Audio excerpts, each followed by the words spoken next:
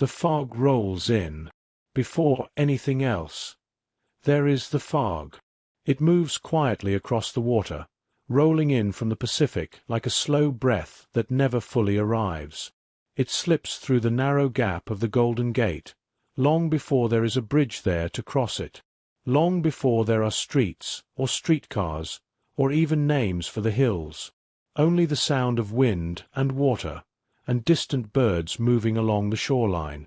This is the beginning of San Francisco, though at first it is not a city at all.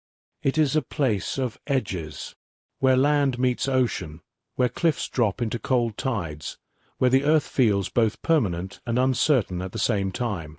If you were to stand here in the quiet hours of early morning, you would see the hills rising like slow waves frozen in stone. You would hear the foghorns in the distance, though even they belong to a future that has not yet arrived.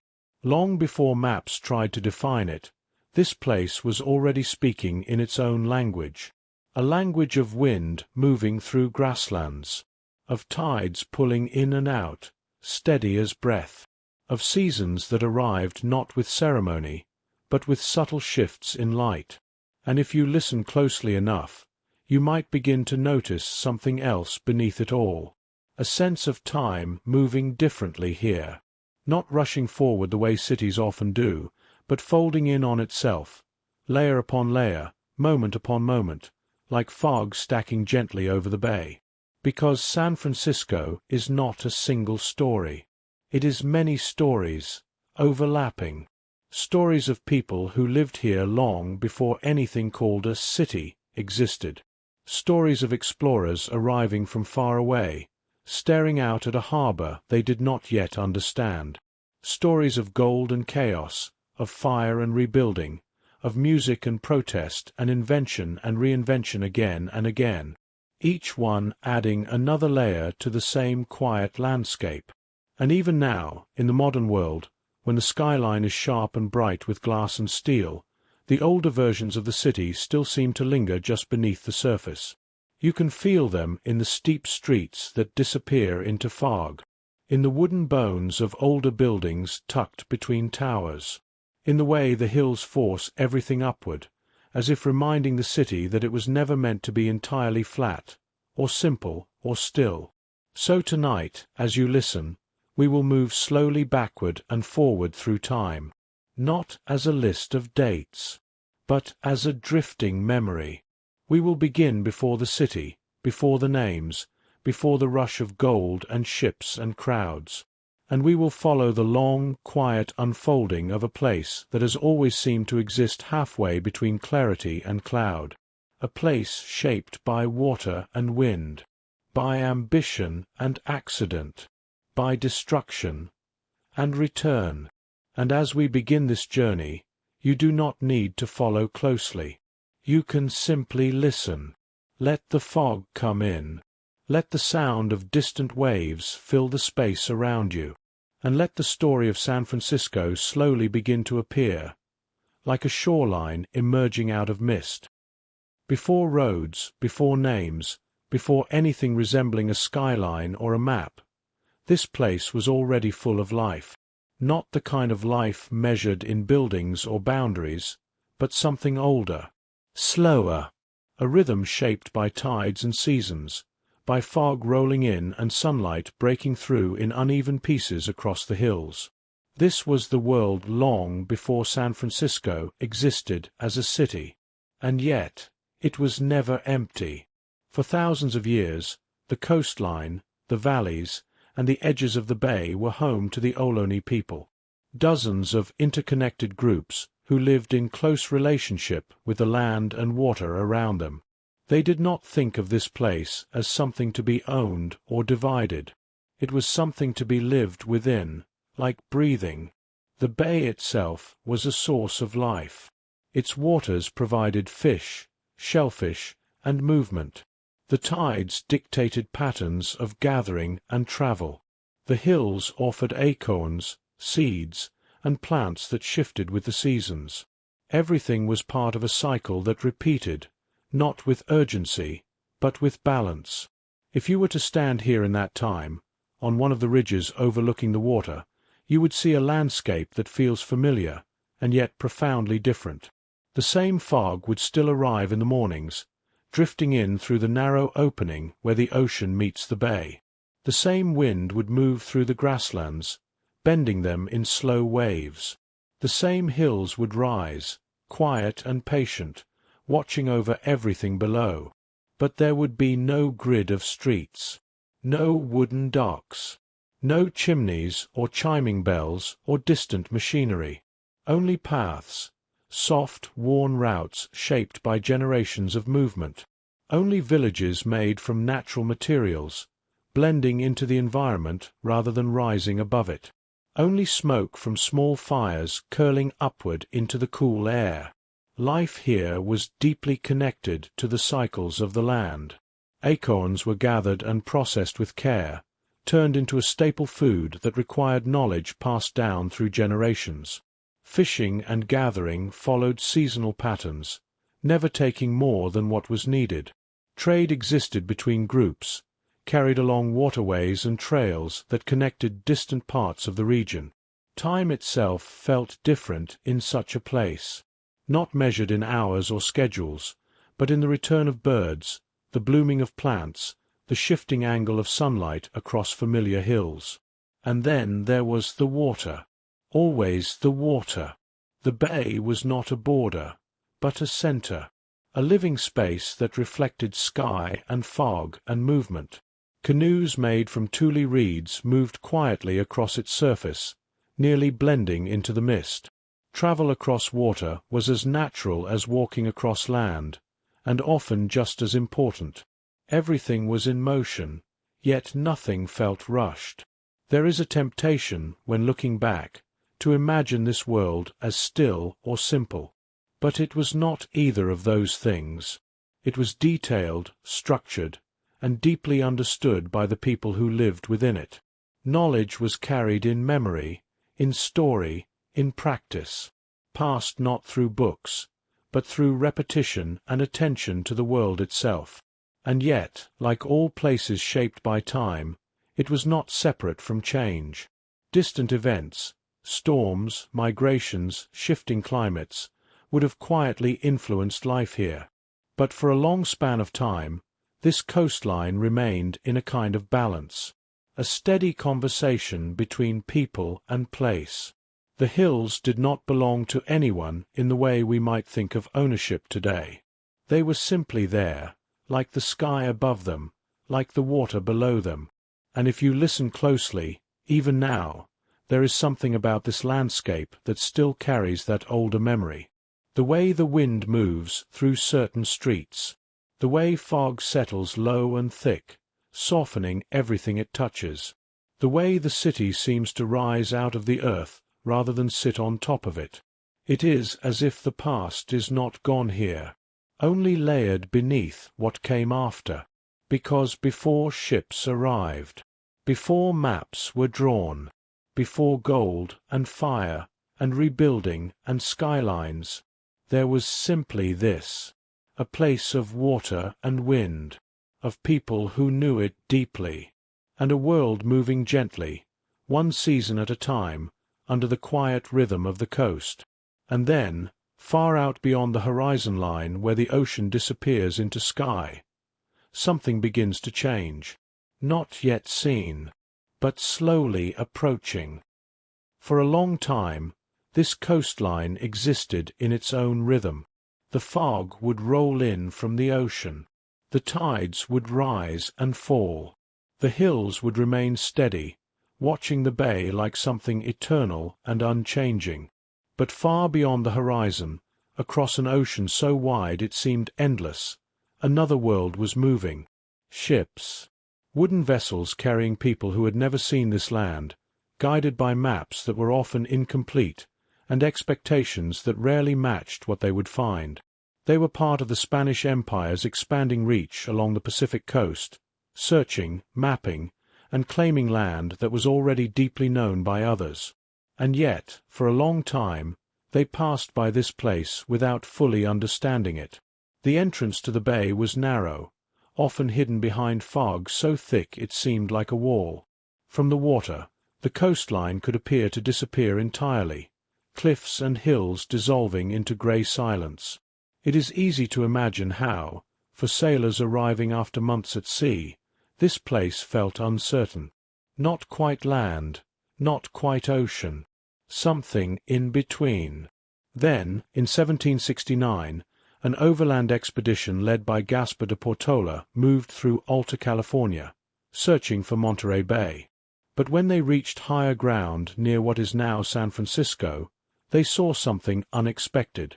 A vast inland sea. A bay so large it stretched beyond their understanding of what they had expected from the maps. Water in every direction, reflecting sky and fog and distance. Still, they did not settle here. They continued south, unsure of what they had seen, unable to fully recognize the importance of the place before them. But the bay remained. Quiet. Waiting. Years passed. Then came further expeditions, including those led by Spanish missionaries and soldiers, who began to understand that this harbor, this hidden inland sea, was one of the most important natural harbors on the entire Pacific coast. And so, slowly, the idea of permanence arrived. In 1776, a small military post was established, the Presidio of San Francisco. At nearly the same time, Mission San Francisco de Asís, later known as Mission Dolores, was founded nearby. These were not cities as we think of them now. They were outposts, small clusters of buildings made of wood, adobe, and effort, places meant to anchor Spanish presence in a vast and unfamiliar land. Life at the Presidio moved at a measured pace. Soldiers maintained the fort, watched the coastline, and waited. Supplies were limited. Communication with distant colonial centers took months. The sense of isolation was constant, like the fog itself pressing in from all sides. Nearby, at the mission, a different kind of daily life unfolded. The mission system was built around agriculture, conversion, and control, an attempt to reshape the lives of the indigenous people of the region into a Spanish colonial structure. For the Ohlone people, this period marked a profound disruption. Villages that had existed for generations were drawn into the mission system. Traditional ways of living were altered under pressure, and the balance that had long defined the region began to shift in ways that would never fully return to what it once was. This is a difficult part of the story, and it sits quietly beneath the surface of the city that would come later, because long before streets or skylines, there were lives already deeply rooted here, lives that understood the land in ways that did not need maps or titles. And now, that understanding was being overwritten by something new. Not all at once, but slowly, like ink spreading through water. The Spanish presence remained relatively small during these early years. This was not yet the city of gold and crowds and global attention. It was still a remote edge of an empire, far from its centers of power. And yet, the foundations were being laid, quietly, steadily. Paths became roads. Buildings became more permanent. Farms expanded into surrounding land. The mission system attempted to reshape not just geography, but time itself, replacing seasonal rhythms with structured schedules, bells, and labor. Still, the land resisted simple definition. The fog returned each morning, as it always had. The wind still moved through the hills in the same familiar way. The bay still shifted with tides that no human system could control. Even as new structures appeared, the deeper landscape remained unchanged beneath them. And so, in this quiet tension between permanence and impermanence, between imposed order and natural rhythm, the early identity of this place began to form. Not yet a city, not yet even a town in the modern sense, but a fragile arrangement of human intention placed against something far older and far larger. The Spanish saw a harbor worth claiming. The land simply continued to exist as it always had, and beneath it all, the story of transformation had already begun, slow, uneven, and irreversible. But for now, the bay remains mostly quiet. The fog still moves in, and the next chapter is already beginning to form in the distance, carried not by ships alone, but by something far more disruptive than anyone standing on these shores could yet imagine. The fog still comes in the same way it always has, rolling quietly through the narrow opening in the coast, spilling into the bay, wrapping itself around the hills as if nothing has ever changed. And yet, by the late 1700s, something has changed. Not all at once, not loudly, but steadily, like a slow tide that does not announce its arrival. Small structures now sit where open land once stretched uninterrupted. Wooden buildings near the shoreline. Adobe walls forming simple enclosures. A flag where there was none before. This is the early presence of the Spanish settlement at what would become San Francisco. At the edge of the bay, the Presidio stands as a military outpost, a place of watchfulness more than comfort. Soldiers stationed far from the centers of empire, surrounded by wind, salt air, and distance that feels almost infinite. Life here is quiet in a different way than the land before it. Not peaceful, but restrained. Days are shaped by duty, maintenance of the fort, limited communication, waiting for ships that arrive irregularly from distant colonies. Supplies are precious. Isolation is constant. The horizon feels less like a view and more like a boundary that cannot be crossed quickly or easily. Nearby, a very different structure rises in 1776, Mission San Francisco de Arcis, later known as Mission Dolores. Its walls are simple, built from adobe and timber, shaped by the materials available rather than any grand design. A bell hangs at its center, and over time, that sound begins to structure the day. Morning is marked by it. Work is shaped by it. Evening returns to it. The mission is part of a larger system spreading across California, intended to bring indigenous populations into Spanish colonial life, through agriculture, religion, and labor. For the Ohlone people, whose presence in this land stretches back countless generations, this period brings profound disruption. Villages that once followed seasonal rhythms and ancestral patterns are increasingly drawn into mission life. Movement becomes restricted. Daily routines shift from cycles of land and water to structured schedules defined by external authority. It is a transformation that does not happen in a single moment. It accumulates, day after day, season after season, a slow reshaping of how life is lived, where it is lived, and what it means to belong to a place. And yet, even within this change, the land itself does not yield completely. The hills remain unchanged in their shape. The fog still moves through the same gaps in the coastline. The bay still rises and falls with the same patient rhythm it has always known. There is a quiet tension here, between human intention and natural continuity, between new structures being placed on the land, and the older patterns that refuse to disappear. The Presidio and the mission exist only a short distance apart, yet they represent two very different forces shaping this early version of the settlement. One focused on defense and control, the other on conversion and cultivation. Both small in scale, both fragile in reality, neither yet resembling what the city will eventually become.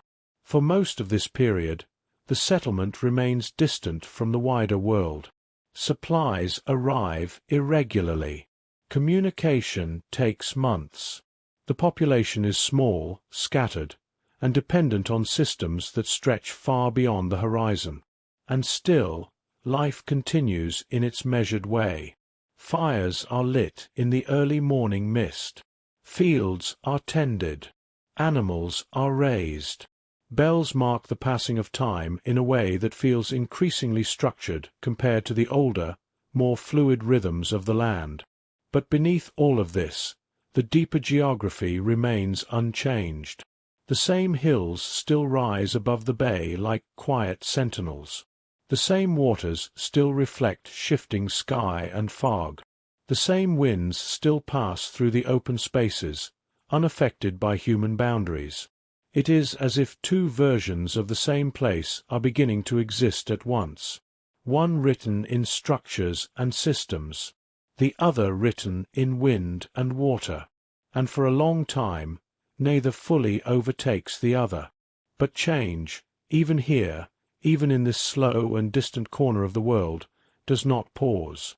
It only waits for momentum. And that momentum is already building, far beyond the coastline, carried by events that have not yet reached these quiet hills, but will soon reshape everything that has been described so far. For now, the mission bell rings, the fog drifts in, and the early foundations of a future city continue to form, almost invisibly, beneath the surface of everyday life. For a long time, this coastline existed on the edge of empires. First Spain, distant and stretched thin across oceans. And then, slowly, something changed again. Far away, in places most people here would never see. In 1821, Mexico gained independence from Spain. And without any dramatic moment on this shoreline itself, the land that would become San Francisco quietly changed flags. Not in appearance, not in landscape, but in governance, in ownership, in the distant lines of authority that decided what this place was supposed to be. To the people living here, daily life did not transform overnight. The fog still rolled in the same way. The bay still moved with its steady rhythm. The hills still rose unchanged, patient as ever. But the structure around land and power began to shift. The mission system, which had shaped life during the Spanish era, slowly began to weaken. Over time, the secularization policies of the Mexican government redistributed mission lands. What had once been organized around religious control and centralized authority began to fragment into large private estates known as ranchos. These ranchos stretched across the surrounding valleys and hills, wide expanses of land granted to individuals or families. They were not dense settlements, not cities, not even towns in the way we might imagine them today. They were landscapes of openness, cattle grazing across rolling grasslands, riders moving slowly across vast distances, adobe homes sitting quietly beneath wide skies. The rhythm of life here became more pastoral, more spread out, less centered around the mission bells, and more around land, labor, and seasonal cycles. And still, the bay remained something separate. The water did not belong to ranchos. It did not obey land grants or political shifts. It simply continued to exist as it always had, reflecting fog, wind, and the slow passage of time. During this period, the area that would become San Francisco was still small and relatively quiet compared to what it would later become. The Presidio remained, though its influence was diminishing. The mission still existed, though its earlier structure was fading. The surrounding region was mostly open land, used for grazing and scattered settlement. It would have been easy, standing here, to believe that things might remain this way for a long time. Wide land, sparse population, a distant frontier at the edge of the Pacific. But frontiers rarely remain still, even when they seem quiet, even when they seem far removed from the centers of change. Because beyond this coastline, beyond the fog and hills, the world was becoming more connected. Ships from many nations were beginning to arrive more frequently along the California coast. Traders, whalers, and explorers moved through these waters, stopping at bays and harbors that were still only lightly defined by settlement. And with each arrival, the sense of isolation began to thin. Slowly, almost imperceptibly, The Mexican period in California was not defined by sudden transformation, but by gradual loosening of older systems, of centralized control, of the mission-era structure that had once shaped daily life so tightly.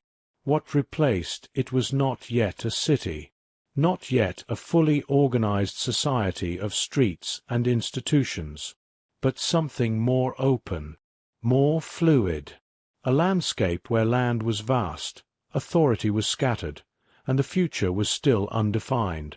And in that undefined space, new possibilities always begin to form, not loudly, not immediately, but steadily, like distant movement on the horizon that becomes clearer only with time. The bay, still unchanged, continued to serve as the quiet center of this shifting world. Ships came and went more frequently now. Foreign presence increased, though still not dominant. The idea of California itself, once distant and loosely understood, was beginning to attract attention from beyond Mexico's borders. And so, beneath the calm surface of ranchos and rolling hills, something else was building.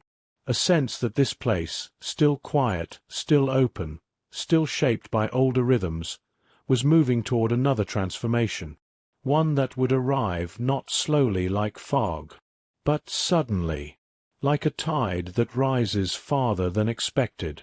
For now, though, the land remains wide and open, the hills remain unbroken, and the bay continues its steady conversation with the wind. But the story is no longer still. It is beginning to gather momentum, and somewhere beyond the horizon, change is already on its way. For most of its early history, this place existed at the edge of attention, a quiet harbor on the far side of a vast ocean, a collection of missions, ranchos, and scattered settlements, a coastline defined more by fog than by ambition.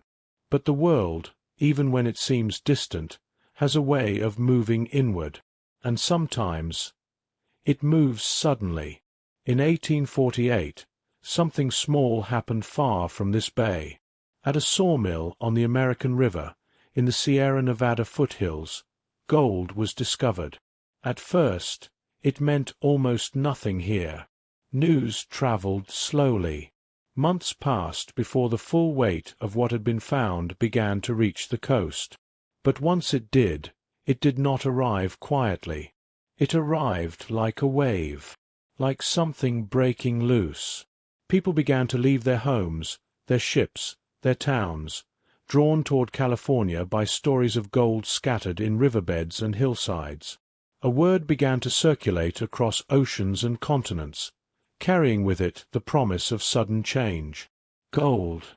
And the place that would become San Francisco was one of the first points where that wave made landfall.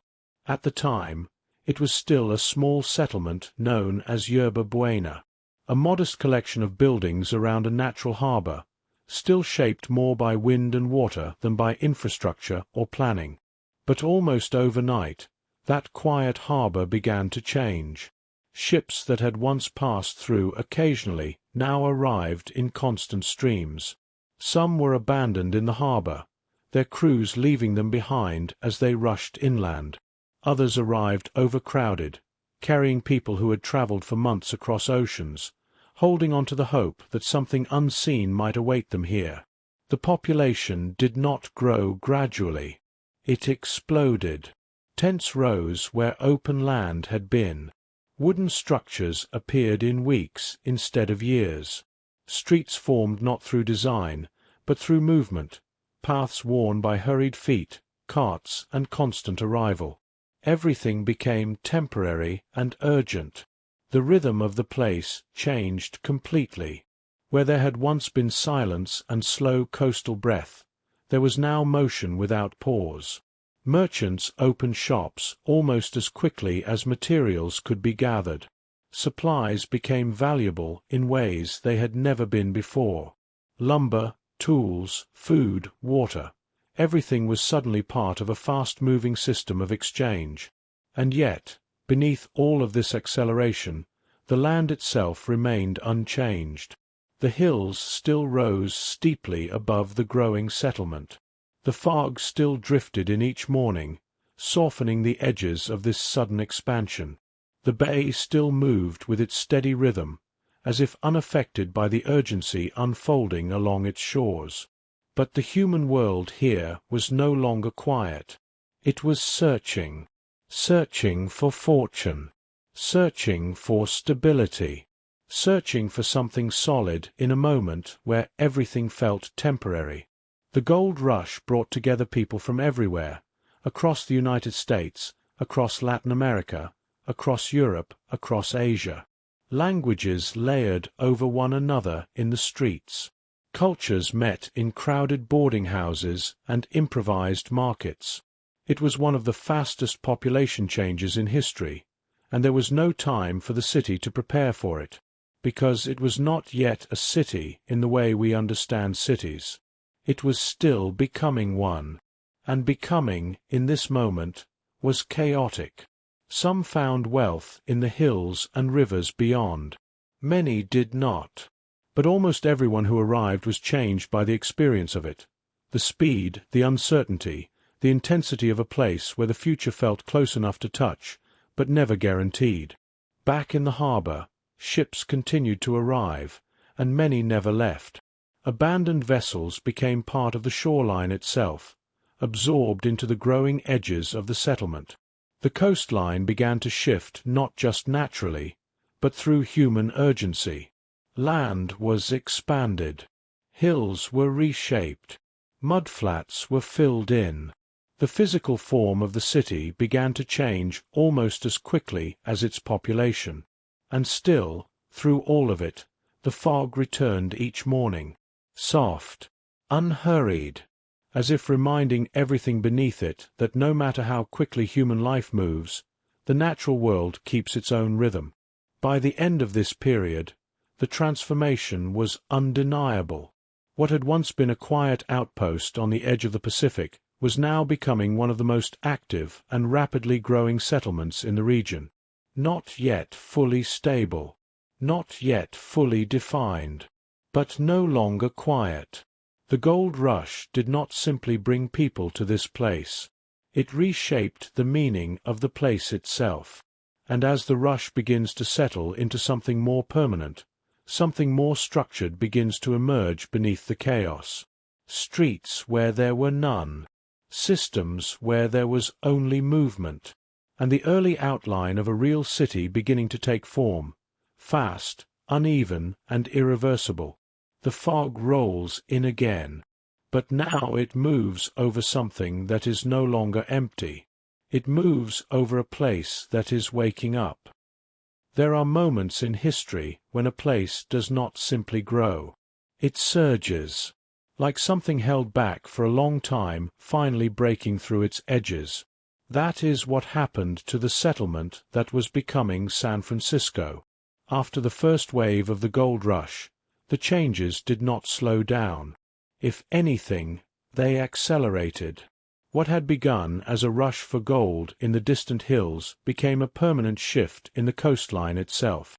The harbor filled with ships faster than anyone could organize them. Some arrived expecting order, only to find chaos. Others arrived expecting chaos and found something even less predictable, a city being assembled in real time. Wood was cut as quickly as it could be delivered. Streets were widened, then narrowed, then widened again as movement demanded it. Buildings rose in days, sometimes hours, only to be replaced weeks later by something slightly more stable, slightly more permanent. Nothing here was finished. Everything was in progress. The ground itself seemed to change character. Mudflats near the shoreline were filled in to create usable land. Hillsides were cut into for streets and structures. The shape of the city was being drawn not by a single plan, but by thousands of overlapping decisions made in urgency. And still, people kept arriving. From ships abandoned in the harbor, from overland trails across mountains, from countries across oceans. Each person carrying their own version of the same hope, that somewhere in this rapidly forming place there might be opportunity waiting just ahead. But opportunity and instability arrived together. There was little formal law in the earliest boomtown period. Order struggled to keep up with growth. Streets could feel organized one moment and unpredictable the next. Entire neighborhoods formed around temporary needs, food, shelter, trade, rather than long-term design. It was a city without patience. And yet, even in this instability, life continued to organize itself. Markets appeared where crowds gathered. Simple structures became permanent businesses. People began to adapt to the rhythm of constant change, learning how to live in a place that never quite paused. At night, the city did not sleep so much as flicker. Lantern light moved through narrow streets. Voices carried through open windows. The sounds of construction never fully stopped, as if the city itself was afraid of what might happen if it became still. Above it all, the fog remained. It did not care for gold or urgency. It moved in from the ocean as it always had, slipping between half-built structures and unfinished streets, softening the edges of everything it touched. There is something almost quiet about that contrast. On one side, human energy moving at extraordinary speed. On the other, a landscape that continues at its own ancient rhythm. The boomtown was not just expansion, it was collision, between permanence and impermanence, between planning and improvisation, between the natural landscape and the sudden intensity of human ambition. And yet, out of this collision, something began to form. Not yet the fully defined city it would become, but a recognizable shape. Streets that began to repeat their patterns. Districts that started to specialize, some for trade, some for residence, some for entertainment, some for labor. Systems of supply and demand slowly replacing pure improvisation. Even governance, still fragile and inconsistent, began to take form as people realized that a place growing this quickly could not remain entirely unstructured. But the early chaos never fully disappeared. It became part of the city's foundation, a kind of memory embedded into its layout. Because even as more permanent buildings replaced temporary ones, and even as streets became more organized, the feeling of rapid emergence lingered beneath everything. San Francisco was not built slowly.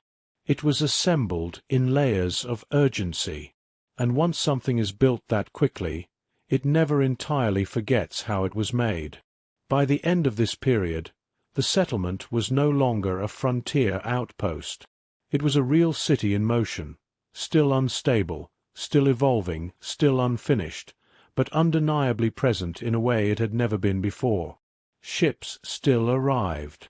People still poured in. And the bay, unchanged, continued to receive all of it. Quietly, endlessly, as if it had been waiting the entire time. And somewhere in the middle of all this motion, a new question begins to emerge. Not whether the city will grow, but what kind of city it will become once growth stops being the only defining force. But for now, it does not stop. It only continues. There is a certain kind of city that does not fully sleep. Not because it is alive with energy in the way modern cities are, but because it is unsettled, constantly shifting, always slightly out of balance, as if it has not yet decided what it wants to be. That was the feeling in the early streets of what was becoming San Francisco during its boomtown years.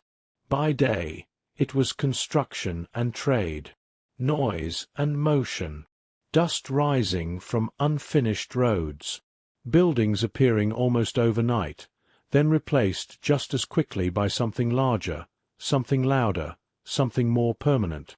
But by night, it became something else. The fog would roll in from the bay, as it always did, softening the edges of the growing city. Lantern light would flicker through the mist, and in the narrow streets near the waterfront, a different rhythm would begin to emerge. This was the Barbary Coast. Not a single place on a map, but a feeling that spread through parts of the city closest to the harbor. A shoreline world shaped by sailors, gold seekers, merchants, drifters, and those who arrived with nothing but the hope of finding something here. The ships still came in constantly. Some stayed. Some were abandoned the moment they touched dock. Crews disappeared into the city almost immediately, pulled inland by gold fever or simply by the momentum of arrival itself. And where there are ships, there are always those waiting at the edge of them. Saloons appeared in clusters near the docks. Small at first, then larger, then layered into entire blocks of nightlife that seemed to operate on their own schedule. Music drifted through open doors. Conversations spilled into the streets. Cards were played under dim light that never quite reached the corners of the room. It was not orderly. It was not quiet. But it was alive in a way that could not be easily contained. Law existed here, but it was inconsistent. The city was still forming its identity, still deciding how structure would take hold. In some areas, order was beginning to appear, courts, officials, attempts at regulation. But in others, especially near the waterfront, the older chaos of the boomtown period still lingered. The Barbary Coast became known for its unpredictability, a place where fortunes could change in a single night, not only in gold but in chance, conversation, or conflict, where strangers met in passing and often never saw each other again, where the boundary between opportunity and risk was always thin. And yet, even here, there was routine. The fog returned each night, indifferent to what had happened below it. The tides continued their slow movement. The bay remained unchanged, reflecting lantern light and shadow in equal measure. Above the noise of the streets, the hills of the city rose quietly, as if watching without intervening. From their slopes, the chaos below looked distant, like another world layered beneath the same sky. This contrast defined much of early San Francisco life. Below, urgency, movement, noise, unpredictability.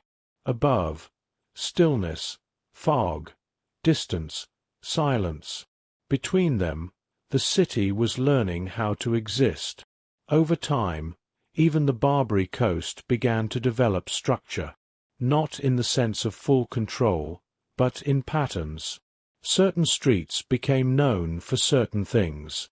Certain buildings became familiar landmarks in an otherwise shifting landscape. People learned where to go, and where not to linger too long. Even chaos develops geography, given enough time. And within this geography, communities formed. Not always stable ones, but real ones. Immigrant groups, working-class neighborhoods, port laborers, entertainers, and those trying to build something steady in a place that rarely stood still. The city was not yet unified, but it was becoming layered. And layers, once formed, are difficult to undo. As the gold rush energy began to settle into something more permanent, the rough edges of the Barbary Coast did not disappear, but they began to exist alongside growing institutions of order.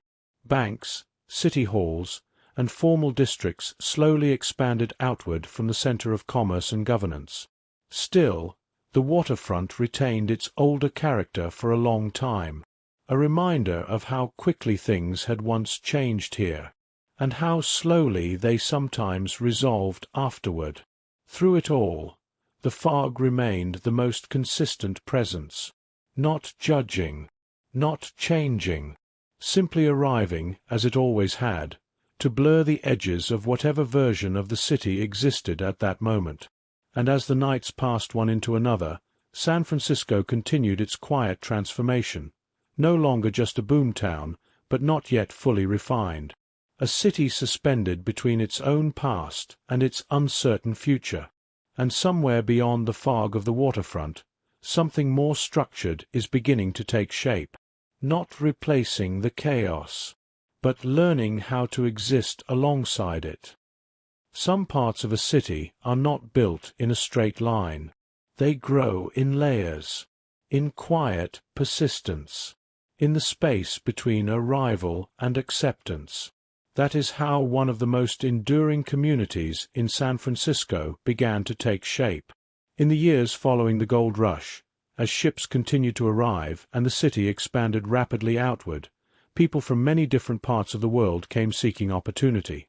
Among them were immigrants from China, traveling across the Pacific in long, difficult journeys that often ended in a place that was both unfamiliar and uncertain. They arrived into a city still forming itself, still unstable, still deciding what kind of place it would become. Work was demanding and often dangerous.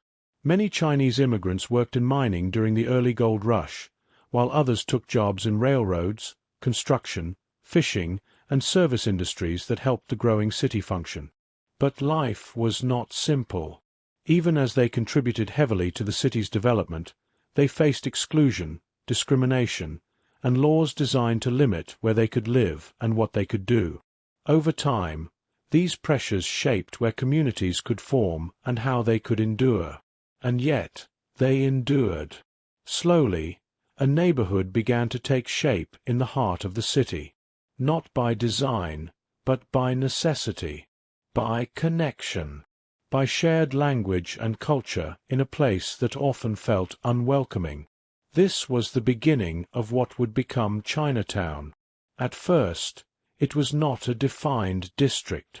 It was scattered buildings and boarding houses, small businesses tucked into narrow streets, restaurants serving familiar food to those far from home, herbal shops, laundry services, and meeting places that provided both practical support and cultural continuity. Over time, these scattered spaces began to link together, not through formal planning, but through people, through the steady pull of familiarity in a rapidly changing city. The streets of early Chinatown were often dense, shaped by the same urgency that defined much of San Francisco's early growth.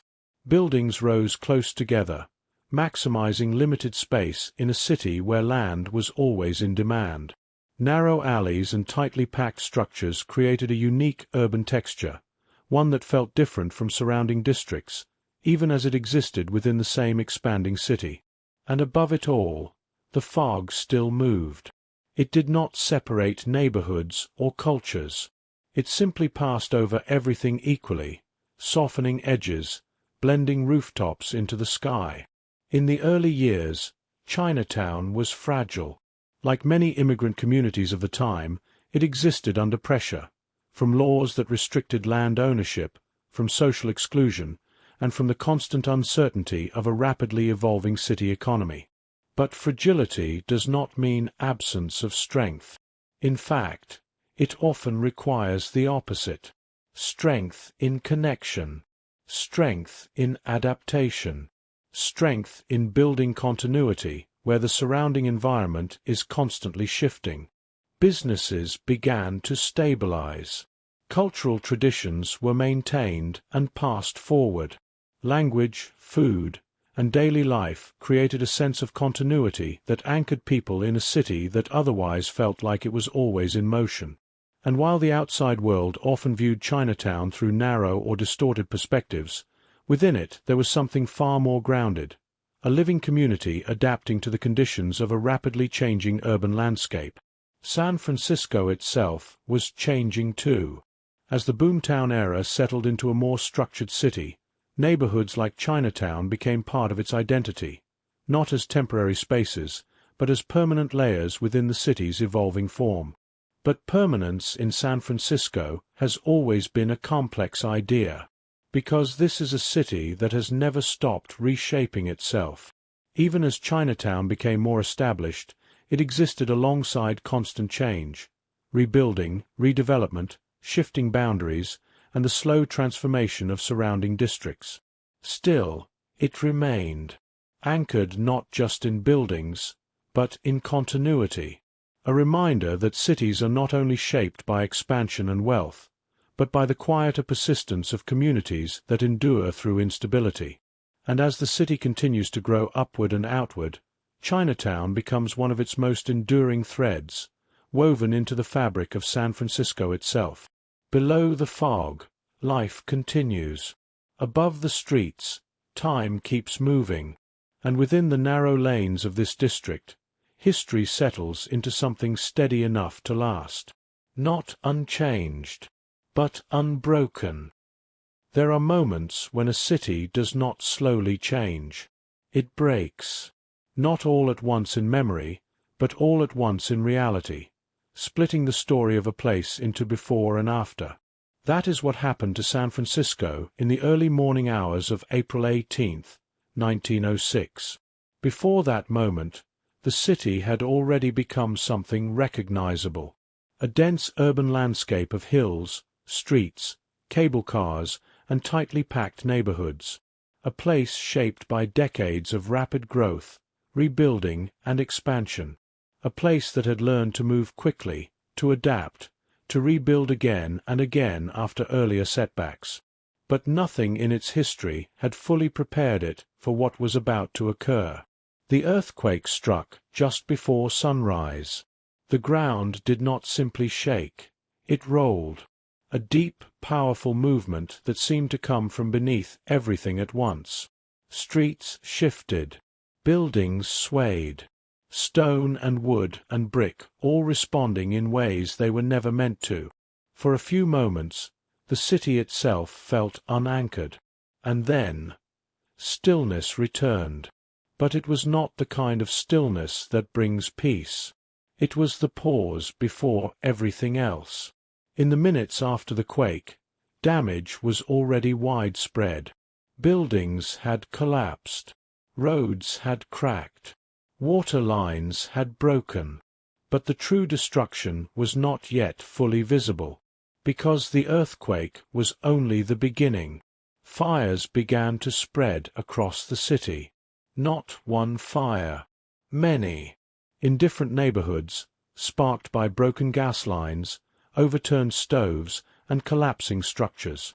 And in a city where water mains had been damaged by the quake, there was very little ability to stop them. The fires moved slowly at first, then steadily, then with increasing force as they joined together.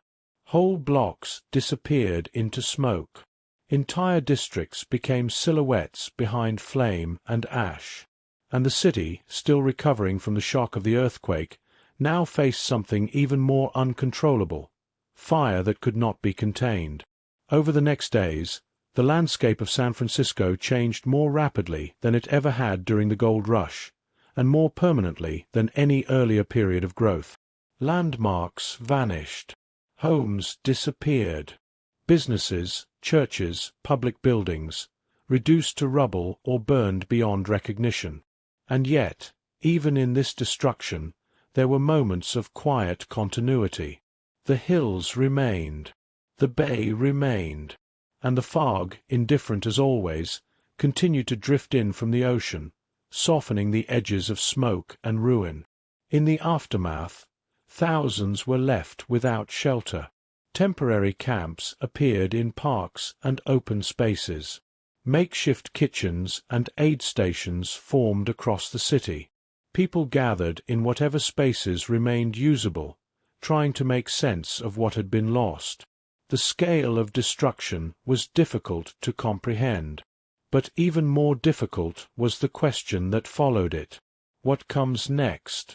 Because San Francisco had been destroyed before, in smaller ways, during fires and rapid expansions and unstable growth. But this was different. This was total enough to force a decision, whether to leave or to rebuild. And almost immediately, the answer began to emerge. Rebuild. Not because it was easy, not because it was certain, but because the city had already, in its short history, developed a kind of identity tied to renewal itself. San Francisco was not a place that stayed still long enough to remain broken. So rebuilding began, quickly at first, Then, with increasing organization, streets were cleared, plans were drawn, debris was removed.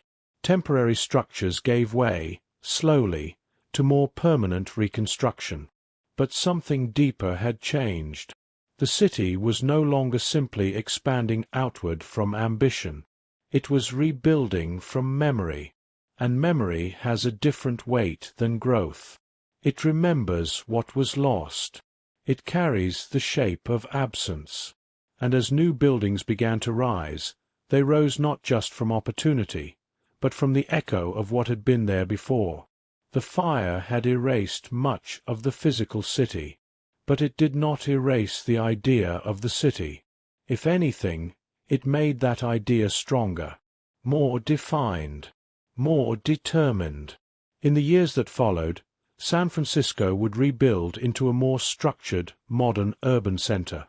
Wider streets, stronger buildings, new planning principles shaped by the lessons of destruction.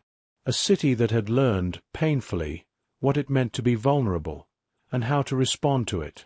And yet, beneath all of this new structure, the older city still lingered. In memory, in street layouts that followed earlier paths, in the way fog still moved through rebuilt districts as if nothing had changed at all. Because in San Francisco, even after fire and earthquake, nothing is ever fully erased.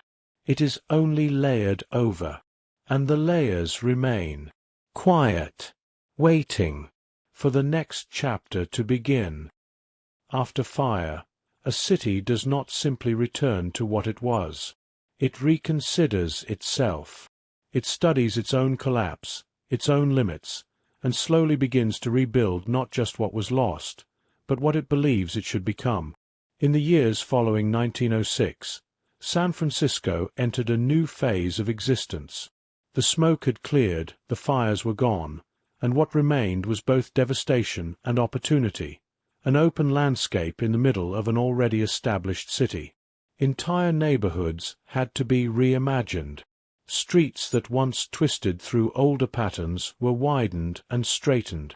Building codes began to change, not just as suggestions but as structure itself, designed to prevent the same kind of total collapse from happening again. There was a quiet determination in the rebuilding, not rushed chaos like the Gold Rush era, not the improvisation of early boomtown days, but something more deliberate, more reflective. The city had learned, in a very real way, what it meant to be fragile, and so its new form began to carry that memory forward in stone and steel. Temporary structures appeared first, simple wooden buildings, quickly assembled to house businesses, government functions, and displaced residents. These were not meant to last forever, but they held the city together while something more permanent was imagined. And slowly, that permanence returned. Brick replaced wood. Steel replaced weaker framing. Architecture began to rise not just outward, but upward. The skyline, still modest compared to what it would later become, started to assert itself against the fog. The fog, of course, remained unchanged. It moved through the rebuilt streets each morning as if nothing had happened at all. It softened the edges of new construction, just as it had softened the edges of the old city before it was lost. In many ways, the fog became a reminder that no matter how solid human structures become, they still exist within something larger, something older, something that does not rebuild. It simply continues. During this period, civic identity also began to take clearer shape. The city was no longer just reacting to growth or disaster. It was beginning to plan, to organize, to imagine a future that extended beyond immediate recovery. Public buildings were redesigned with permanence in mind. Infrastructure was improved. Streets were laid out with more intention. San Francisco was slowly transforming from a rapidly rebuilt frontier city into something closer to a modern urban center. And yet, even as order increased, the memory of chaos never fully disappeared. It remained embedded in the layout, in the urgency with which reconstruction had once occurred, in the way certain districts still felt layered, as if multiple versions of the city existed beneath the surface of the present one. This is one of the quieter truths of San Francisco's history. It does not erase itself easily. It accumulates. After the earthquake and fire, the city also began to present itself differently to the outside world. It was no longer defined only by the gold rush or by sudden expansion. Now it was defined by resilience, a place that had been destroyed and chosen to rebuild. That identity carried weight. It attracted investment. It attracted new residents. It attracted attention from across the country and beyond. But more importantly, it shaped how the city saw itself. Not as temporary, not as unstable, but as something capable of enduring change without disappearing under it. As reconstruction continued, the waterfront regained its importance. Commerce returned. Ships arrived again in increasing numbers. Trade routes stabilized. The bay once again became a center of movement, but now with more structure behind it. The city was learning how to balance two versions of itself: the rapid, improvisational energy of its past, and the emerging order of its future. And somewhere in between those two states, something new was forming. A civic rhythm, a sense that even growth could be guided. Even change could be shaped. But beneath all of this modernization, the older San Francisco still remained visible in subtle ways. In the steepness of its hills, in the winding logic of some of its streets, in the way fog still moved through every layer of development as if it had never been interrupted. The city had rebuilt itself, yes, but it had not become something entirely new. It had become itself again, only stronger, and more aware of what it could lose. As the early 20th century continues to unfold, the foundations laid during this rebuilding era begin to support something even larger: bridges, expansion, and a city preparing to connect itself not just internally, but to the wider world in a more permanent way. And just beyond this moment of reconstruction, a new ambition begins to take shape in the distance. A city does not only grow outward, it begins to connect itself, to stitch its separate pieces into something that feels continuous, even when the terrain resists continuity. By the early 20th century, San Francisco was no longer just rebuilding. It was expanding its sense of connection, between neighborhoods, between hills and waterfronts, between the city and everything beyond it. And in a place defined by steep terrain and shifting fog, connection was never simple. The hills made movement difficult. Streets climbed sharply, then dropped suddenly. Walking from one district to another could feel like passing through entirely different elevations of the same world. So the city adapted. Cable cars had already begun to appear in earlier decades, climbing the steepest streets with a slow, mechanical patience. They moved not quickly, but steadily, pulling the city upward in a way that felt almost gentle compared to the chaos of earlier years. Inside them, passengers would rise and fall across the hills, watching rooftops shift in perspective as they moved through fog and sunlight in the same journey.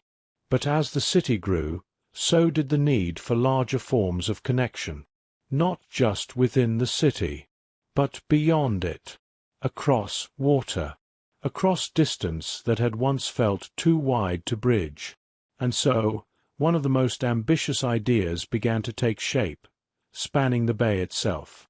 At first, it was only imagination, a suggestion that the two sides of the water did not have to remain separate, that the movement of people, goods, and ideas could be made continuous across what had always been a natural boundary. It would take decades before that idea became reality, but even in its earliest stages, it changed how the city thought about itself. No longer just a destination at the edge of the continent, but a central point in a larger network, a place that could connect outward in every direction. While that future was still forming, the city continued to develop its internal systems of movement. Streetcar lines expanded outward from the core. Tracks were laid into neighborhoods that had once been distant or difficult to reach. Slowly, the city began to feel less like a collection of isolated hills and more like a connected organism. Each line extended possibility. Each route reduced distance. Each ride created familiarity between places that had once felt separate. And above it all, the fog continued its steady rhythm, moving through newly connected streets, over tracks and rooftops, softening the geometry of human design. The fog never needed infrastructure. It simply moved through everything. As the city became more connected internally, its identity also began to shift outward. Trade expanded. Population continued to grow. Industry developed in more structured ways than during the earlier boom years. San Francisco was no longer improvising its existence. It was organizing it. And with organization came a new kind of ambition, the idea that the city itself could be extended, not just through streets and rails, but through monumental structures that redefined what distance meant. Plans for bridges across the bay began to circulate more seriously in the early 20th century. Engineers studied wind, water, and span. Designs were imagined, revised, and reimagined again. It was not yet a certainty, but it was no longer just a dream. It was becoming a project, a direction, a future possibility that the city could now begin to orient itself toward. And in this period of growing connection, the skyline also began to subtly transform. Buildings rose higher. Materials became stronger. The city slowly started to reflect not just expansion, but confidence. Confidence that it could reach across its own geography. Confidence that it could reshape even the most persistent boundaries. Still, beneath all of this movement, the older San Francisco remained present. In the steep streets that resisted easy travel. In the neighborhoods shaped long before modern planning. In the fog that refused to be organized, no matter how carefully the city arranged itself beneath it. Everything new existed alongside everything that came before. Nothing was fully replaced, only added, layer upon layer, until the city became something like a living map of its own transformation. And as the idea of bridges begins to move from imagination toward reality, San Francisco stands at a new threshold, not of survival or rebuilding, but of connection on a scale it has never attempted before. A city learning not just how to grow, but how to reach. There are moments in a city's history when its purpose changes without warning, not slowly, not gradually, but in response to forces far beyond its own streets, its own hills, its own quiet rhythm. For San Francisco, that moment came with the arrival of global war. In the early 1940s, the world was pulled into conflict on a scale that reached across oceans, continents, and entire populations. And though the city itself was far from many of the battlefields, it became deeply involved in the machinery of the war effort. The Bay, once a place of trade, immigration, and rebuilding, now took on a different role. It became industrial. Along its edges, shipyards expanded rapidly. Structures rose that were not designed for beauty or permanence, but for function. Steel frameworks, dry docks, cranes reaching upward like skeletal arms against the fog. The soundscape of the waterfront changed. Where there had once been the noise of markets, docks, and early industry, there was now the constant rhythm of wartime production. Metal meeting metal, tools striking steel, the steady, repetitive sounds of construction that rarely paused, even at night. Ships were built and launched in large numbers, each one a piece of a much larger global movement. The bay became a place of departure and arrival in a new sense, less about exploration and more about deployment, logistics, and necessity. And the city itself began to shift again, not in geography this time, but in population. Workers arrived from across the United States, drawn by the demand for labor in shipyards and factories. At the same time, migration from rural areas increased as people sought stable work tied to the war effort. Entire communities formed around these industrial centers almost overnight. Neighborhoods expanded to accommodate this sudden influx. Housing was built quickly, often with practicality taking priority over design. The city grew denser, more concentrated, more tightly woven around its industrial core. And still, beneath all of this urgency, life continued in quieter parallel rhythms. Streets away from the shipyards, daily routines persisted. Markets opened. Children played in neighborhoods less directly touched by industry. Cable cars continued their steady movement up and down steep hills, carrying civilians through a city that felt divided between wartime production and ordinary life. The fog remained, as it always had. It moved through industrial structures without acknowledgement. It softened the outlines of cranes and ships under construction. It blurred the edges of a city now split between its past identity and its wartime role. There is something striking about this period in San Francisco's history, because even as it became part of a global war effort, it did not lose its sense of layered identity. The old city was still there, the one shaped by earthquakes, fires, and rebuilding, the one shaped by immigration, gold rush expansion, and early industry. And now, layered on top of all of that, was a new identity, a wartime city connected to global logistics and production. These identities did not replace each other.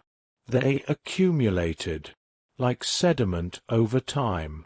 In the shipyards, the pace of work was relentless. Days blended into nights, weeks into months. The urgency of production created a rhythm that was almost detached from the rest of the city's slower, fog-covered movement. But even in this intensity, there were moments of pause.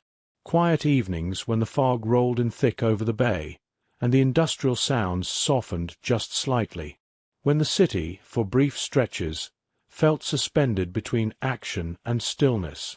The war eventually reached its turning point, as all wars do. And when it began to wind down, the city was left in a familiar position, transformed by necessity, but not yet settled into what would come next. The shipyards that had defined so much of this era would eventually slow. Some would be repurposed. Others would fade. The urgent industrial rhythm would soften again into something more civilian, more varied, more open. But the impact of this period would remain, because San Francisco had once again been reshaped, not by internal ambition alone, but by global forces that passed through it and left it changed.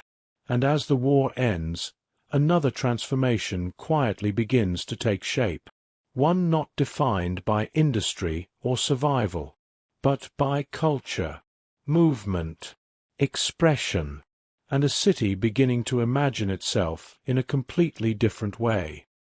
After the war, cities often try to settle back into themselves, to return to something familiar, something structured, something that feels like stability after years of urgency.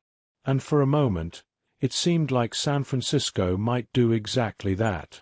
The shipyards quieted. Industry shifted away from wartime intensity. Families who had arrived for work began to stay. Neighborhoods stabilized. Streets that had once felt temporary began to feel permanent. But underneath that settling surface, something else was happening. A different kind of movement. Not industrial, not structural, but cultural. By the 1950s, the city had become a gathering place for writers, artists, musicians, and thinkers who were looking for something outside the expectations of post-war America. They were not forming a single movement at first. They were simply people drifting toward the same kind of feeling, restless, observant, and slightly out of step with the world around them. In North Beach, cafes and small bars became quiet centers of conversation. Poetry readings happened in dim rooms filled with cigarette smoke and low light. Ideas moved from table to table like passing weather. This was the beginning of what would be called the Beat generation. Writers like Jack Kerouac, Allen Ginsberg, and others found themselves drawn into a shared sense of questioning about structure, meaning, routine, and the shape of modern life. Their work was not unified in style, but it shared a sense of motion, of searching, of refusing to fully settle. The city suited this energy, because San Francisco had always been a place shaped by movement, migration, reconstruction, reinvention. Even its geography, steep hills, shifting fog, open water, seemed to resist anything too fixed or rigid. At night, the city felt especially aligned with this emerging culture. Jazz spilled out from clubs. Conversations stretched late into the early morning hours. Streets that had once been defined by industry or recovery now carried something looser, more expressive, less predictable. And yet, even as this cultural shift was forming, the city remained layered. The older San Francisco was still present beneath it all. The rebuilt districts after 1906. The industrial zones from wartime production. The neighborhoods shaped by earlier waves of immigration and expansion. All of these still existed, still active, still part of the same urban fabric. But now, something new was weaving through them. By the 1960s, this sense of cultural openness began to expand beyond poetry and literature into a broader countercultural movement. The city became associated with music, experimentation, and social change. Haight-Ashbury, in particular, became a focal point of this shift, a neighborhood where new ideas about community, identity, and expression gathered in visible form. Music filled the streets. People arrived from across the country, drawn by the sense that something different was unfolding here. It was not organized in the traditional sense. It was more like a current, something you could enter, but not fully control. San Francisco in this period felt like a place that was asking questions rather than giving answers. Questions about structure, about freedom, about how people might live together differently than before. And while the counterculture is often remembered for its visible expressions, music, fashion, gatherings, it was also something quieter, a shift in atmosphere, a loosening of expectations, a sense that the city itself was open to reinterpretation. Above it all, the fog continued its familiar movement. It drifted through neighborhoods old and new, through places of tradition and places of experimentation. It did not distinguish between the beat cafes of North Beach and the evolving streets of Haight-Ashbury. It simply passed over everything equally, as it always had. In that way, it served as a reminder that even cultural transformation exists within a larger continuity. The city changes, but the landscape remains. And as the 1960s unfold, San Francisco becomes less defined by a single identity and more defined by coexistence. Old and new, structure and experimentation, memory and reinvention, all layered together in the same steep, fog-covered geography. And within that layering, the city begins to feel something new again, not stability exactly, but possibility. The sense that it can still change shape, still surprise itself, still become something it has not yet been. And as this era begins to fade into the next, another kind of transformation quietly approaches. one shaped not by poetry or protest alone, but by sudden, physical force. There is a particular kind of silence that follows a city's warning. Not the absence of sound, but the pause after something familiar has suddenly become uncertain. On October 17, 1989, that silence arrived again in San Francisco. It was late afternoon, a normal hour in a city that had long since learned to live with motion. Traffic, wind, fog drifting through streets, the constant hum of life layered over steep hills and uneven ground. And then, without warning, the ground shifted. The Loma Prieta earthquake did not feel distant or abstract to those who experienced it. It was immediate, physical, a deep rolling movement that passed through streets, buildings, bridges, and everything built upon the land. For a few seconds, the city was no longer structured. It was movement, free from certainty, free from stillness.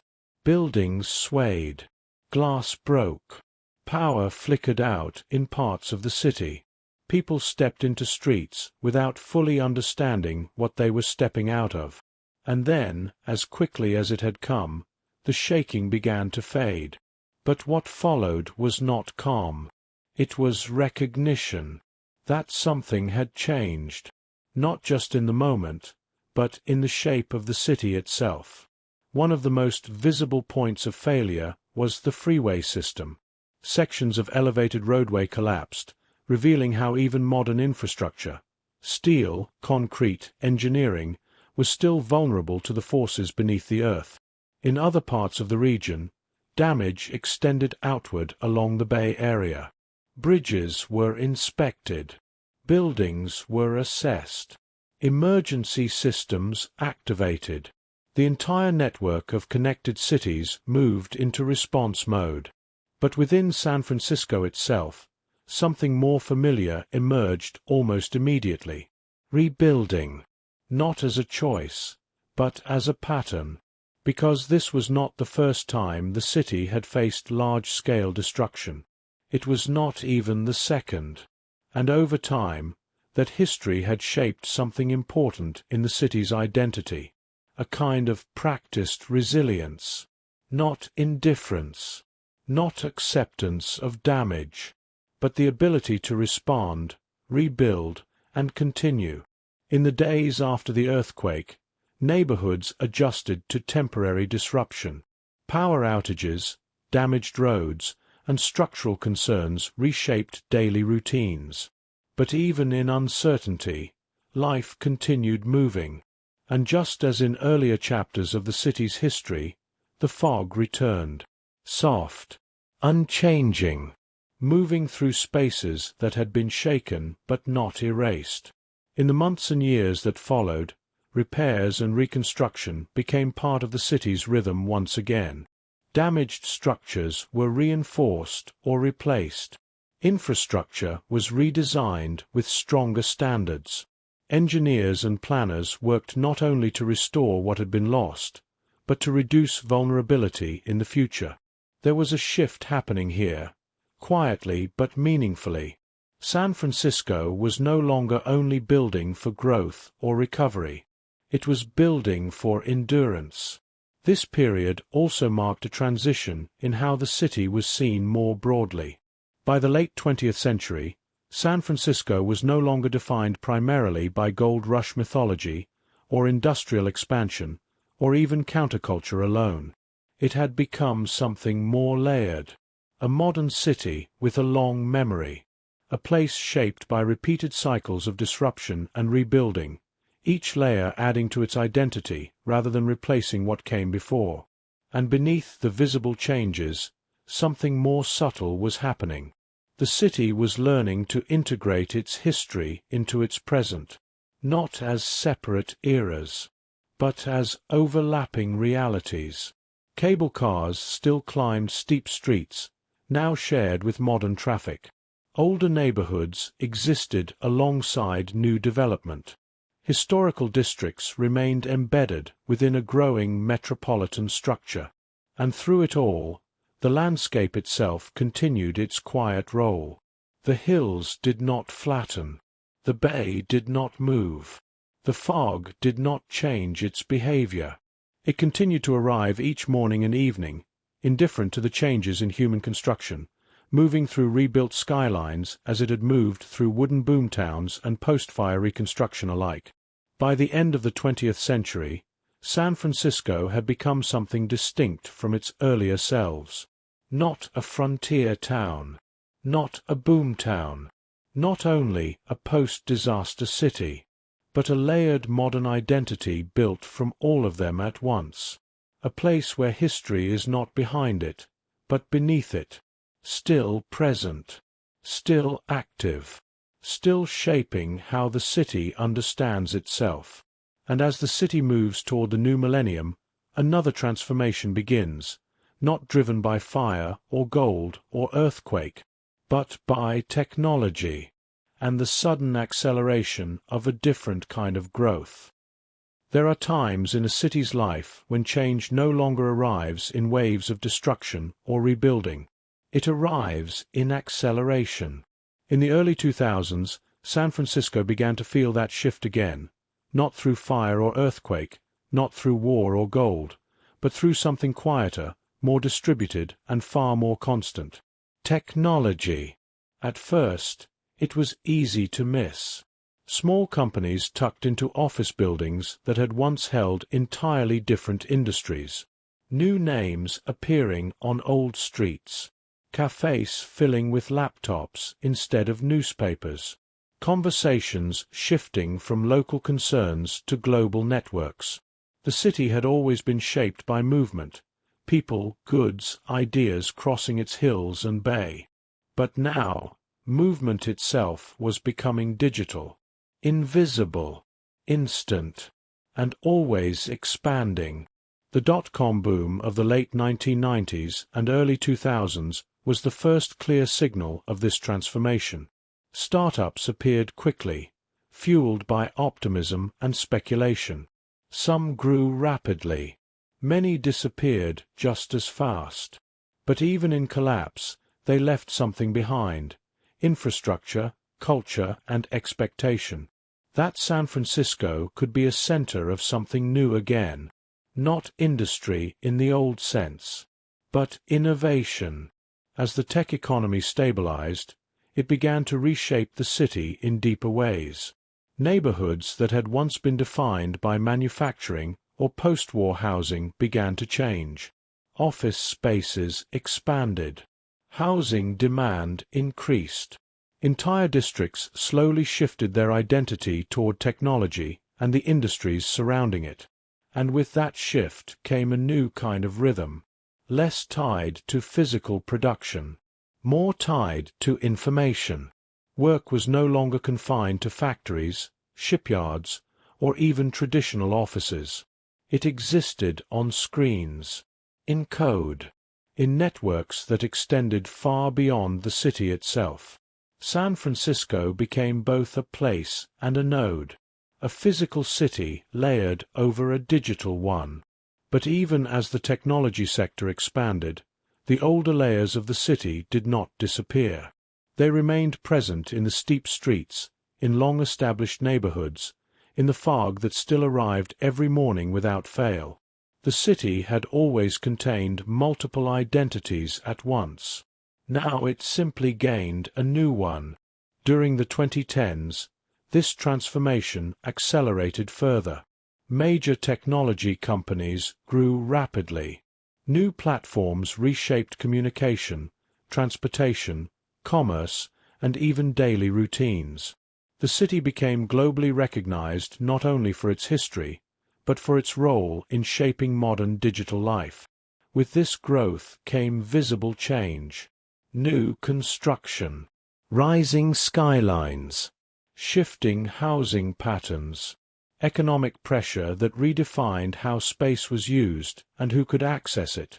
And beneath these changes, a familiar tension returned, one that San Francisco had experienced many times before. Rapid transformation colliding with existing life. Just as in earlier eras of gold, fire, and rebuilding, the city was again in a state of layering. New systems forming over older ones. New populations arriving while long-standing communities adapted or shifted elsewhere. But unlike earlier transformations, this one did not have a clear endpoint. It did not conclude with a single event. It continued, constantly updating, constantly expanding. Still, through all of it, the physical city remained grounded in its geography. The hills still shaped movement. The bay still defined its edges. The fog still arrived with quiet consistency, softening glass towers just as it once softened wooden boomtown streets. That continuity matters, because it reminds us that even in moments of extreme technological acceleration, the city is still shaped by the same forces it has always known: land, water, wind, and human adaptation. San Francisco in the tech era is not a replacement of its past identities. It is an accumulation of them. A gold rush city, a rebuilt earthquake city, a wartime industrial city, a countercultural city, and now a digital city, all existing at once, layered into the same geography. And as the city moves deeper into the 21st century, it continues to ask a version of the same question it has always faced. How does a place keep changing without losing what makes it itself? The answer, as always here, is not simple. It is ongoing, and it is still being written. There is a strange thing about a city that has never truly stopped changing. It can feel modern in the moment you are standing in it, and ancient when you look at what sits beneath it. In present-day San Francisco, that feeling is almost constant. The skyline is sharper now. Glass and steel reflect light in clean edges that early settlers, gold seekers, and even post-war rebuilders would not recognize. Streets are busier in different ways than before, not just with movement, but with layered systems of transportation, communication, and constant digital presence. And yet, the geography has not changed its mind. The hills are still steep, the bay is still wide, and the fog still arrives without asking permission. It rolls in from the Pacific in the same way it always has, slipping through the Golden Gate, spreading across neighborhoods, softening everything it touches. It does not care whether it passes over Victorian homes, earthquake-era reconstructions, or modern high-rise apartments. It treats all eras equally. In the early 21st century, the city exists in a kind of tension that is not new, but more visible than ever before. On one side, rapid innovation. Technology companies, global attention, constant reinvention of tools and systems that shape how people communicate, work, and move through daily life. On the other side, the physical reality of a city built on layers of older decisions. Narrow streets that were never designed for modern traffic patterns, housing stock that reflects multiple rebuilding eras, and neighborhoods that carry the memory of earlier populations who lived and worked here long before the current moment. These two realities overlap rather than replace each other. A cafe on a quiet street might sit beneath the influence of global digital networks while still occupying a building that has stood for over a century. A new glass tower might rise next to structures shaped by earlier architectural periods, each reflecting a different version of what the city believed itself to be at the time. And through it all, the city continues to receive new waves of people. Some arrive for work, some for education, some for opportunity, some for the simple pull of being in a place that still feels like it is actively forming itself, even after so many chapters of history.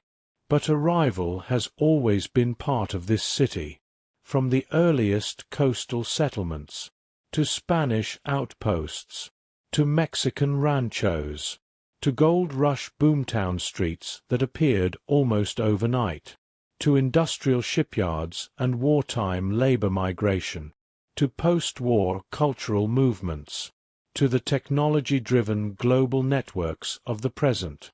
Each wave has added something, and each wave has also created friction. Housing is one of the most visible expressions of that tension in the modern city. Space is limited by geography, hills, water, and established neighborhoods that cannot easily expand outward. At the same time, demand continues to rise in cycles connected to broader economic systems. This creates a pressure that is not new in concept, but intense in scale. The city responds the way it has often responded before, by building upward, by redeveloping, by adjusting zoning, by attempting to balance preservation and transformation at the same time. But balance here is never static. It shifts. Sometimes slowly, sometimes suddenly. And beneath these visible changes, there is another layer that often goes unnoticed in daily movement. The quiet persistence of older versions of the city. The neighborhoods where architectural styles still reflect earlier decades. The streets that still follow patterns laid out long before modern planning systems. The waterfronts that have been rebuilt multiple times but still trace the same edge where land meets water. Even the infrastructure carries memory. Rail lines, road grids, and building foundations that remember earlier forms of expansion and reconstruction. San Francisco does not erase its past. It builds on top of it, and sometimes through it. At night, when the city quiets slightly, that layering becomes easier to feel. Light reflects differently off older buildings compared to new ones. Fog gathers in uneven pockets across hills and valleys. The sound of the city softens, but never fully disappears.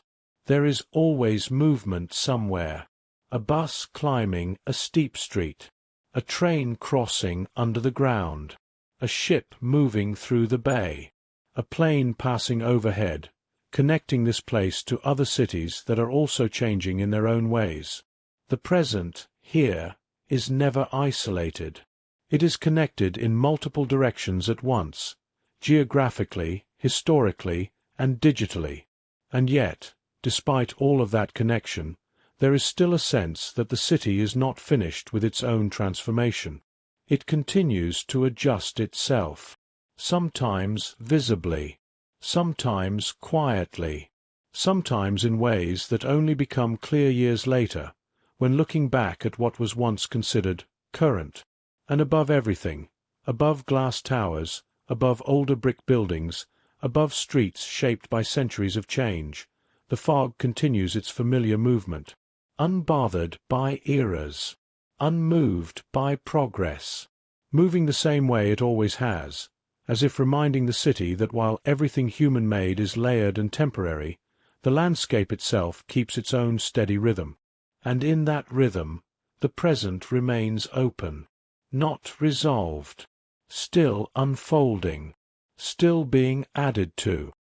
There is a way to look at a city like San Francisco and assume its story moves in straight lines, from settlement to growth, from destruction to rebuilding, from isolation to connection, from past to present.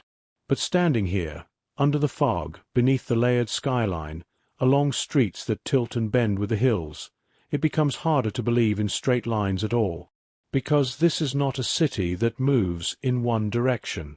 It never has been. It moves in cycles, in returns, in overlapping versions of itself that never fully disappear. The earliest layers are still here, even if they are no longer visible on the surface. The coastline before contact, shaped by tides and long rhythms of life. The Spanish outposts, small and uncertain, trying to define permanence in a place that never stopped shifting. The Mexican-era ranchos, wide and open, dissolving boundaries across hills that still exist beneath modern development. The gold rush streets that appeared almost overnight, carved by urgency and expectation, leaving behind patterns that still echo in the city grid. The shipyards and wartime expansion, when the bay became industrial and the sound of steel temporarily replaced the sound of wind. The countercultural neighborhoods, where ideas drifted through cafes and music filled streets that once carried entirely different kinds of noise. The technological acceleration of recent decades, layering invisible systems over physical space, turning the city into both place and network at once. None of these eras fully replaced the others. They settled into each other instead, like sediment, like fog settling into valleys that never lose it completely. Even now, if you move through the city slowly, you can feel that layering in subtle ways. A street that feels too steep for how modern it should be. A building that looks new at first glance, but carries older structural rhythms underneath. A neighborhood where different decades seem to coexist without conflict, simply occupying the same space at different densities. And always, there is the fog. It arrives from the ocean without hesitation, without preference, without awareness of human timelines. It moves through glass towers and wooden houses with the same quiet indifference. It softens edges. It blurs distance. It reminds everything below it that visibility is always temporary. The city has rebuilt itself many times, but the fog has never required rebuilding. It has only continued. That continuity matters. Because while the city has been shaped by gold, fire, war, culture, technology, and migration, it has also been shaped by something far quieter: persistence. Not the kind that resists change, but the kind that absorbs it. San Francisco does not erase its past.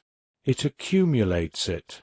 And sometimes, that accumulation becomes so dense that the present feels less like a moment in time, and more like a cross-section of everything that came before it. You can stand on a modern street and still sense older versions of the same place beneath your feet, not as ghosts, but as structure, as memory embedded in layout, geography, and habit. The hills have remained constant through every version of the city. The bay has remained constant through every wave of arrival and departure. The fog has remained constant through every transformation of meaning and identity. Everything else has shifted around those anchors. And so the story of this place is not a story of arrival or completion. It is a story of continuation, of forms appearing, changing, and layering without ever fully disappearing. Even the idea of now becomes complicated here, because the present is always in contact with earlier versions of itself. A rebuilt shoreline still remembers the ships that once arrived in urgency. A modern district still carries the memory of older neighborhoods that once occupied the same space in different forms. A digital network still exists inside a physical city shaped by centuries of slower movement. Nothing is fully separate. Everything overlaps. And maybe that is what defines this place more than any single event in its history. Not the gold, not the fire, not the earthquakes, not the movements of culture or technology, but the way all of them remain present at once, quietly shaping the experience of moving through it. So as the fog continues to roll in each evening, settling into streets and hills and shorelines, the city does not feel like something finished. It feels like something ongoing, something still assembling itself, even now, not toward an end point, but toward whatever comes next. And in that ongoing motion, the story does not close.